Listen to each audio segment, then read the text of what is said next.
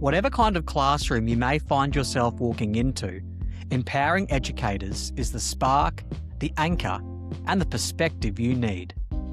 It is your quick hit of clarity and perspective, crafted for teachers who want to teach with purpose, build stronger relationships, and create classrooms where students thrive.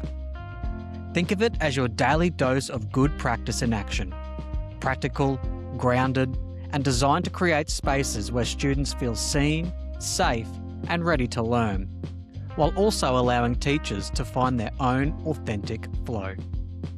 All right, let's dive into today's episode. Welcome to Empowering Educators. This is Ben Russell from Empowerment Ed. Today, we're diving into a topic that sits at the very core of effective teaching: relationships. And while 99% of those teaching know it's crucial to improve holistic outcomes, it's actually pretty bad advice to give someone without providing the toolkit to do so. So often I see well-meaning teachers say, what you need to do is build a relationship with the students in your class. And I often sit there thinking, you don't think they've already tried to do that?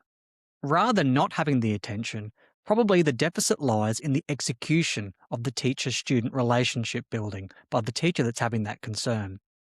As an experienced teacher may interpret building relationships as mistakenly the fluffy, feel-good, be everyone's friend kind of relationship, where those providing the general advice mean the deep, professional, trust-building connections that make learning possible. And this is where the gap begins, and that's only one example, because often the gap widens. Those that have been in the game a while know the reality. You can have the best curriculum, the sharpest pedagogy, the most beautifully structured lesson, but without quality relationships between the teacher and those students, none of it will stick as well as when that strong, solid relationship has been built. Every teacher knows the feeling. There are the classes where everything flows. Students are leaning in, they try harder, they take risks, they listen. And then there are those classes where you feel like you're dragging the lesson uphill with the rope. The difference is rarely content, and it's really the behaviour policy. It's almost always the relational capital you have with those students. Let's unpack the why behind that. Teaching is fundamentally a relational profession. Students don't just learn from us. Often they learn because of us. When a student feels known, valued, and safe, their willingness to engage skyrockets. Think about your own life. When someone you respect asks you to step up, you do it. When someone you trust gives you feedback, you take it seriously. And when someone authentically believes in you, you most often stretch yourself. Students are no different. A strong teacher relationship with that student gives you influence. That is, students are listening because they trust your intentions. Permission. You can challenge them because they know you're on their side. Engagement. They often try harder because they don't want to let you down. And behavioural leverage, because you can give redirection that feels supportive, not punitive. And that's why the relationship game is not the extra add-on.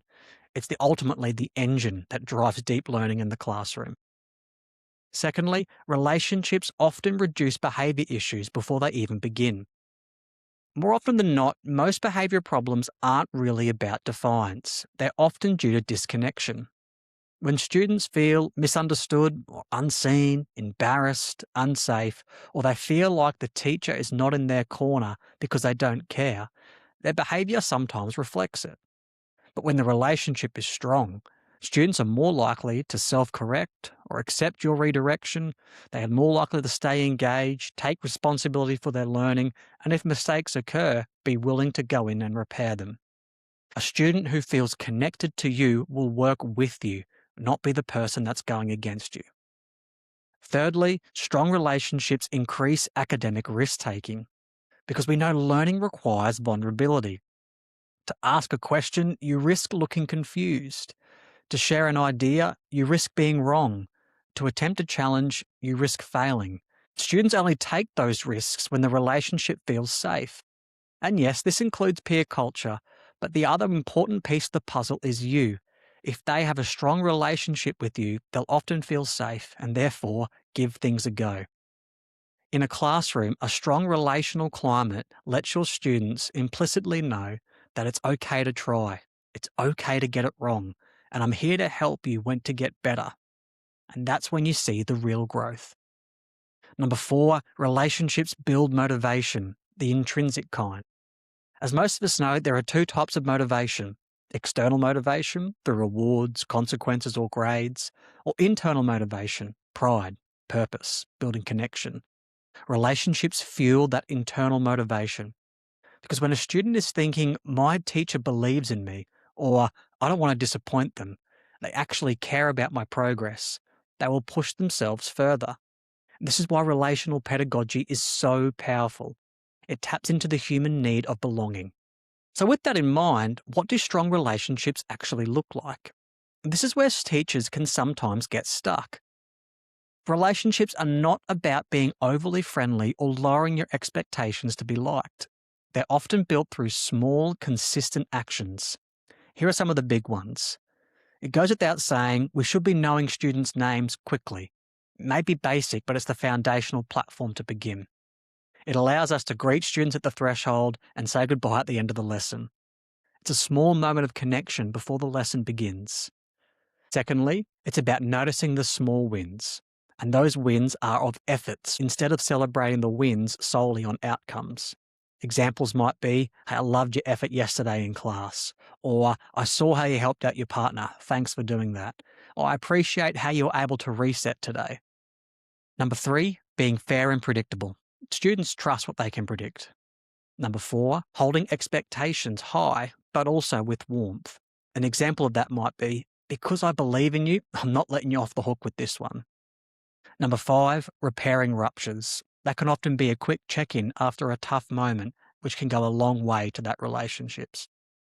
And finally, listening, actually listening.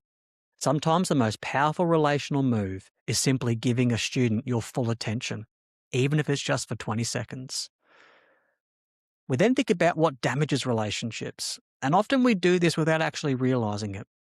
It's worth noting that the things that quietly erode this relational capital, and again, it really depends upon the context, but some common ones include unhelpful sarcasm or public shaming, being inconsistent in your behaviour management, ignoring the effort and only focusing on the outcome, only looking for the negative behaviours, or taking behaviour personally and therefore offloading on that student, or if there is conflict, never repairing that after the conflict has occurred. These things don't just affect the behaviour or the tone in your class, it will often spill over into learning. The question then becomes is how do we build relationships without losing our time or control of the classroom? Because the big worry that teachers often have is if I focus too much on relationships, I may lose the authority I have in that classroom. More often than not, though, the opposite is true. Relationships strengthen your authority in the classroom, and they don't require huge time investments. They just require intentionality. Here are some really simple, high impact strategies. Number 1, the 10-second investment. A quick, genuine comment as students enter or leaving goes a long way to build that capital.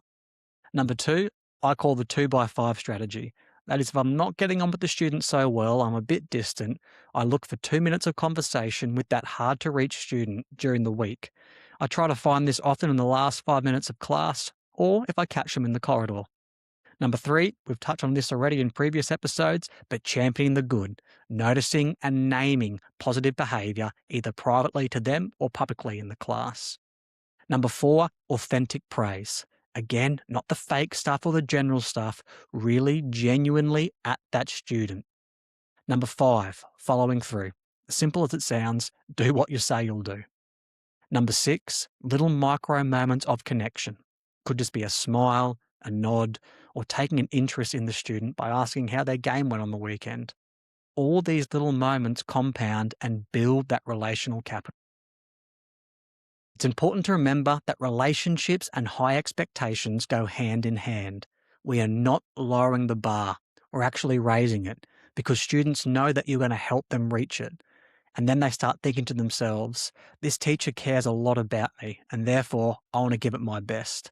It's that mix of warmth plus high expectations where you'll find the sweet spot in building relational capital. Finally, We need to be really clear that relationships are not the add-on to teaching. Fundamentally, they are teaching. They're often the reason why students try. They're the reasons why students behave, and they're often the reason why students grow. And they're the reason why you're probably talked about some decades later. Think about the ones you talk about now in your own life. They are those teachers that genuinely cared about you and the outcomes, and more importantly, the person you were becoming. When we invest in relationships, we'll often find a lot of things become that little bit slightly easier, from instruction to behaviour, engagement, feedback, even your own routines. All of it flows from the connection you have with your students. So if you're ever unsure where to start with a new class, or even your tricky class, start with relationships. They are the heartbeat to great teaching. That's all for today's episode of Empowering Educators. If you're keen to dive deeper into more of what we do for both teachers and students at Empowerment Ed, or explore our face-to-face professional learning opportunities, head to www.empowerment-ed.com.au to see what we're building for educators like you. Thanks for tuning in. Until next time, take care.